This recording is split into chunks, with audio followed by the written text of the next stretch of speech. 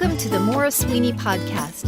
Maura is an international speaker, Huffington Post contributor, and the trademarked ambassador of happiness. In 10 minutes or less, Maura weaves clever anecdotes, insightful questions, and personal stories to challenge your mindsets and enable you to live happier from the inside out. Here's Maura with today's podcast for you. Are you preparing for success or hoping that success will just magically find you? Well, if you're on a path to living happy from the inside out, you will enjoy today's podcast. Are you preparing for your own success? You know, many of us can look around, whether it's at someone on TV, someone in the media, perhaps someone at the top of their game in sports or in business, and we could be inclined to say, oh, they were just born with a silver spoon in their mouth, or maybe they were born with all of that talent. Believe it or not, I have had several people in my zone speak that way, as if to say that the people who were successful got there by magic. And they very often don't give any mindful thought to how much practice, how much preparation, how much intention actually went into these people preparing themselves and their skill sets for their quote-unquote success that was supposed to come. Just recently, I returned from a 5-country speaking tour throughout Southeastern Europe, and the question of preparing for one's success in advance so that opportunity might be knocking and waiting when ready came up when I was speaking in Kosovo. I was invited to speak at a national leadership conference. And while there, I met up with a lovely group of young women who were studying for future careers in tourism at their university. Well, surprisingly, these same women in Kosovo informed me that not many countries anywhere in Europe, and therefore anywhere in the world, actually acknowledged the nation state of Kosovo, which happens to be the first or second most modern country in the world. So here they are, sort of landlocked and frontier bound, even though they are preparing for a future career that appears only to have boundaries and barriers around it. They asked me if I had any advice, and I right away came up with some of it. I said, well, why don't you young women think about preparing for the day when Kosovo will open to the world and you will be able to both go out in the world and others can come into Kosovo at will. I said you could either sit around hoping that day comes, or you can occupy yourselves and keep yourselves busy, active, and intention toward that end in the meantime. And they were such nice girls. You could see they were all friendly with one another. I said, why not do this? You all have time. I said, get together once or twice a week. And I said, come up with one country at a time. I said, each one of you can do research. And when you get together, each one of you can present to the group what it is that you learned. You'll probably all pick up information and anecdotal stories, history, culture, music, any other kinds of information that you would find of interest. And as you share it with the group, each one of you will be gaining by the overall process. I said, you can take notes, you can log in what you've learned, but I said, in the process, you will all be thinking about your future careers. You will be inserting into your minds brand new information. You'll be using a skill set that will almost start to put you in the mindset of being experts in tourism before the opportunity presents itself. I said, in fact, you may actually find that by doing this idea on a routine basis, that you may be far more informed and enthused than many other people who are in the tourism industry. I said, then one day, when those doors open, you are more than ready. In fact, I even suggested to these women that since they were starting an idea like this, that they could start it as a club and eventually work it into a professional association.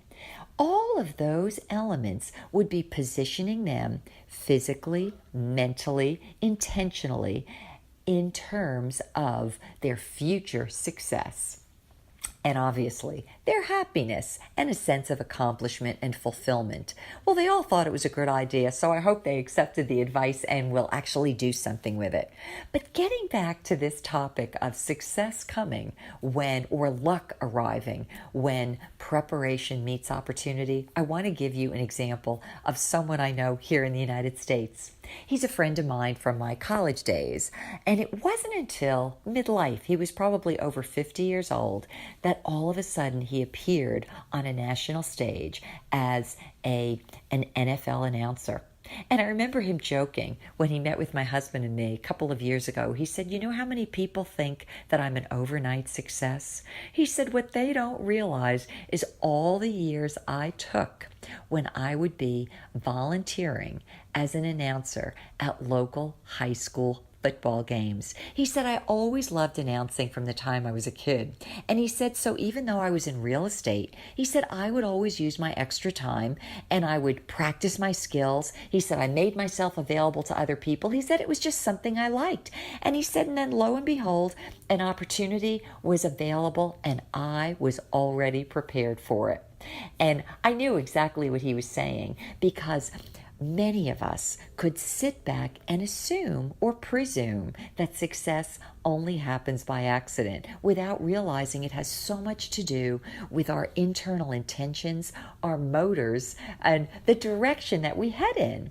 So what about you? Is there something that maybe you would like to do, but you really never got off your duff to do it?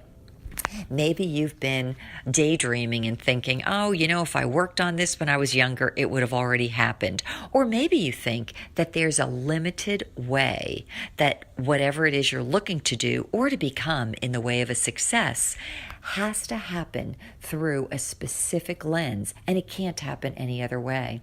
I will tell you that as you approach whatever it is you want to do, as you apply yourself, your mind changes, your skills develop, your sense of identity also changes in the process.